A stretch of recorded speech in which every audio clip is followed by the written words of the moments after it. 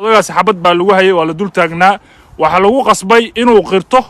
oo yiraahdo waxa weeye nimankii waa la dilay inuu yiraahdo odaga maanta waxa weeye Aabba Ilyas waa dhaawac isbitaalka Gaalkacyo magaalada Gaalkacyo isbitaalkeedu yaala mana dhiman mana nool xaqiiqada jirta markaa la xabad baa waxa looga dhuftay midna waxa looga dhuftay lugta midna waxa uga dhacday halkaas caloosha ee mindhicirka uga dhacday oo dhinaca kale uga baxday waa dhiig baxaya saasi xaaladiisu marayso odaga Ilyas aha waxa weeye kiiska Caaisho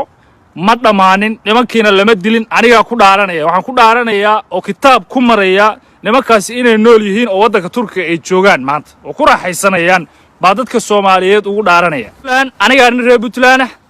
aniga Puntland xaqiiqada jirta iyo waxa jira iyo xaaladda Puntland aan laga wareysan karaa way kulanti wacan oo wanaagsan idilaantiin badaawada meel walba adduunka ka joogtaan iyo si walba aad noo maqlaysaan baa ku soo dhawaada xog rasmi ah oo ku saabsan ama idinkaga hayno kiiskii gabadha yareed ee Caaisha Ilyas lagu kufsan jiray magaalada Gaalkacyo halkaasna lagu qaarajiyay kiiska Caaisha Ilyas ayaa soo gabagaboobay isbuucii la soo dhaafay 3 bari ka hor ama 2 bari ka hor ayay ahayd markii la sheegay in raggii kufsaday dilkana u geysay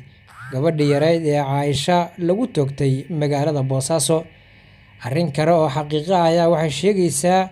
in raggii aan la toogan oyna ku sugan yihiin dalka Turkiga halkaas oo la sheegay in odayga oo qirtay markii hore in uu raggii arkay uuna la socday markii gaariga lagu qaadayay kadibna la dilay ayaa waxay goob joogayaal inoo sheegeen inay xaqiijiyeen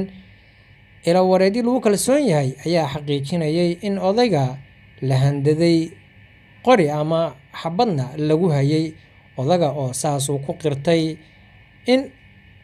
kiiskaasi la soo gabagabeeyo uuna sheego in uu raggii isagu marqaati ka yahay uuna arkay dilkoodii raggaasna aysan noolayn laakiin arrinta hadda taagan ayaa ah odayga oo u soo laabtay hoygiisii oo ku yaala magaalada Gaalkacyo ayaa halkaas waxa lagu dhuftay 2 xabadood halkaas oo odayga ay midi xabadi lugta ay uga dhufteen xabada kaleetana ay ka haleeshay halkaas iyo caloosha odaga ayaa xaaladiisa hadda laga soo dayrinayaa Ilyas oo ku sugan isbitaal ku yaala magaalada Gaalkacyo ayaa iminka xaaladiisa aad iyo aad looga dayrinaya walow ila lagu kalsoon yahay ay sheegayaan in uu koomo ku jiro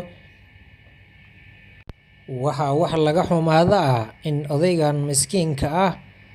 oo gabadhiisii lagu dilay magaalada Gaalkacyo isagiina uu hadda xaalad aad iyo aad u daran uu ku sugan yahay